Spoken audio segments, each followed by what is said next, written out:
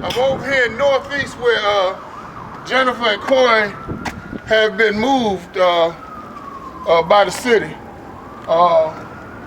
So let's go in and see what the new apartment look like. I like the area a lot better, not as much traffic, not as much drug traffic outside. They have a decent front. You know, let's see what the inside looks like. Hey, Jennifer. What's that? All right. It's a little junky. Yeah, I know. They just moved in, so it's a little bit junky, but look at the paint job and the walls and the closets, nice knobs. Cory, how you doing, man? Oh, I'm all right. How you doing, Steve? All right. Nice kitchen, gentlemen. Plenty of cabinet space. New microwave. What's that? A dishwasher. A dishwasher? Mm-hmm. Oh, you go ahead, girl. Dishwasher, 2 bedrooms. Oh, this is a nice room. Nice carpeting. This is all right, Jenifer. I'm happy for you and Cory. I am too. All right. This is all right. Are you happy? I'm very happy. Can I have some love? Yeah. All right, all right. Thank you so much. Oh, you're welcome, Jenifer. You're welcome. And let's go in this room. I guess this would be the living room. I call it the family room. The family room. Hey, man. How you doing? All right. Well, what's in that? Oh. Oh, that's the right there. I wash and dry room. A wash and dry. Yeah. Yeah. Y'all go ahead. That's all right. Wash and dry. How do it cost you more? Or do it cost you more than the other place did? No, it costs the same amount of rent as the other place. The same amount of rent? Yes.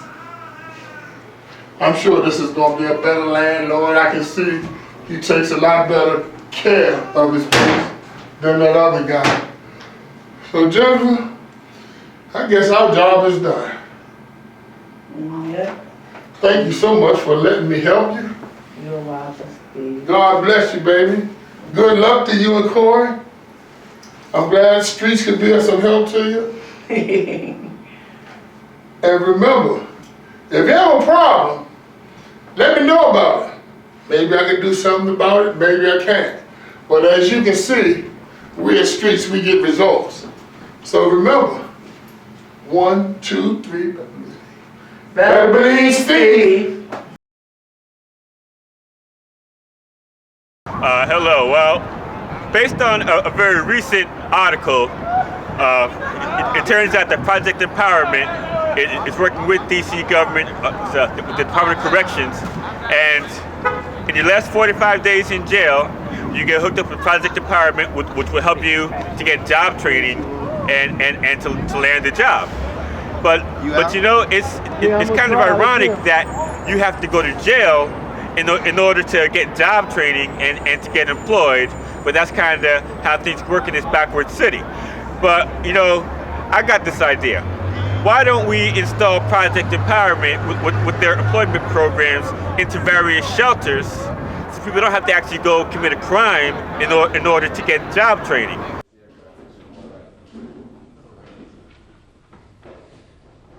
Well, I shook everyone's hand. Good morning, and we're glad to be here at DC Jail to talk about employment. Every time we've been in DC Jail, that has been one of the issues that has been told to us we need to do a lot of work on. The other thing is, you know, you all have been in the community as much as I have. When you're in the community and you talk to people who are recently released, the number one thing that they're saying is, Mayor, I need a job.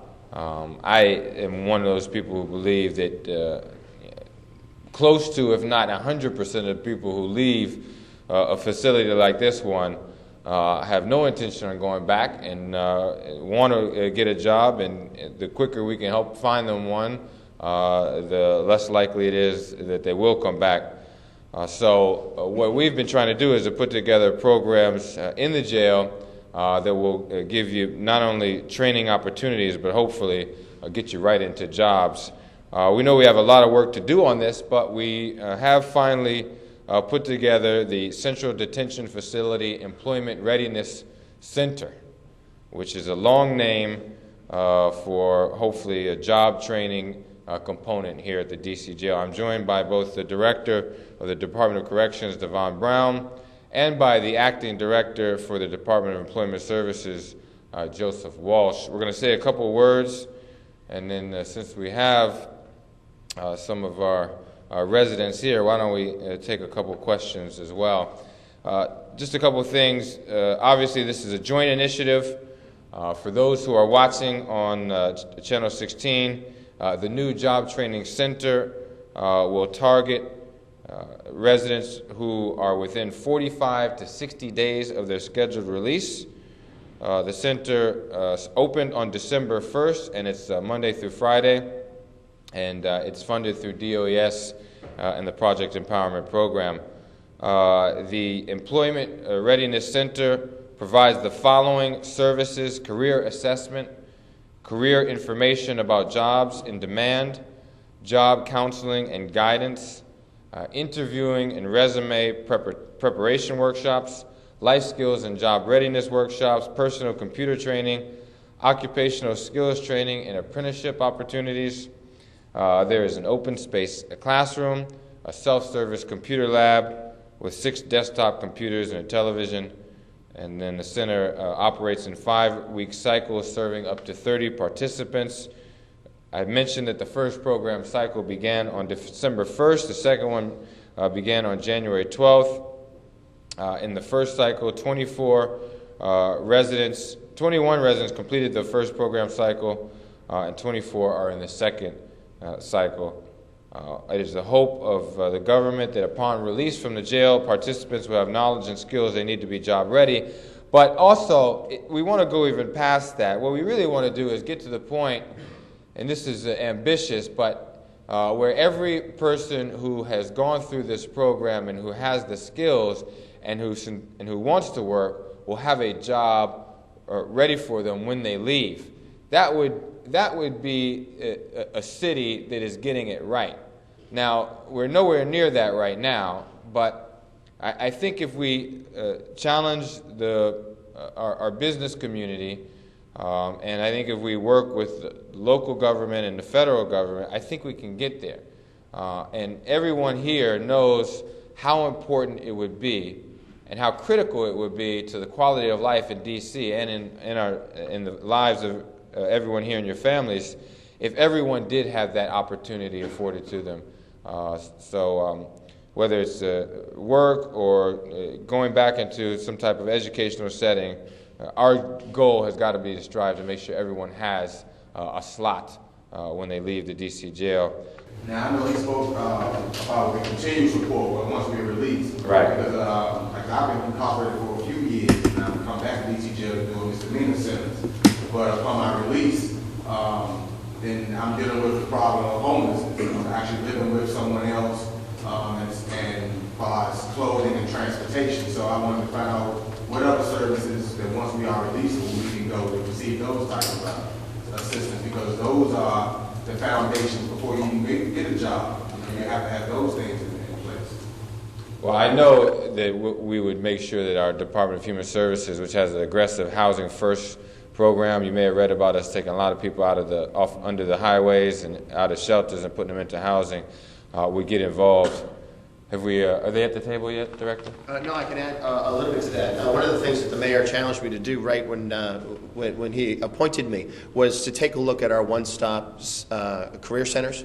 And one of the things that we're going to do based on that is invite these other service providers, not just to be available to you, but to actually be present at that one-stop, so you don't have to go around chasing them down to find out, what services you need next and where you have to go from there. We want to try to bring people into that, so it's really a one-stop for you. And so we're building that now, and we're bringing some people in. But certainly for right now, when you go and you get to the one-stop and you meet your case manager when you leave here, They're going to work with you on all the other services that you need and maybe identify a few others that might be helpful. And in the long run, everyone's going to be under one roof. So you won't have to hunt around the district to try to find out where you get these services. Because we know, exactly like you said, that's just as important as anything that you do looking at a book or anything that you do in a classroom, is all this other help in terms of getting you ready, getting you stable and able to take a job. So he would have the opportunity to talk to a DHS specialist? Exactly right. Yeah. So that's what you want to do, talk to a DHS specialist and mention the Housing First program that we set up. That's what we're putting millions of dollars into that program, both acquiring property, renovating it, and then creating housing, which has supportive services. There is a program. The only question you ask is, Right. Well, for this program, it's jobs. Yeah. I mean, there's a lot of people out there just staying in shelter. Sure. Getting shelter for years. Yes, sir. And waiting for housing. All of a sudden, they take everybody out of Franklin and put everybody in housing. And people been waiting for years and years. Franklin stopped pushing the wind in. Right. And,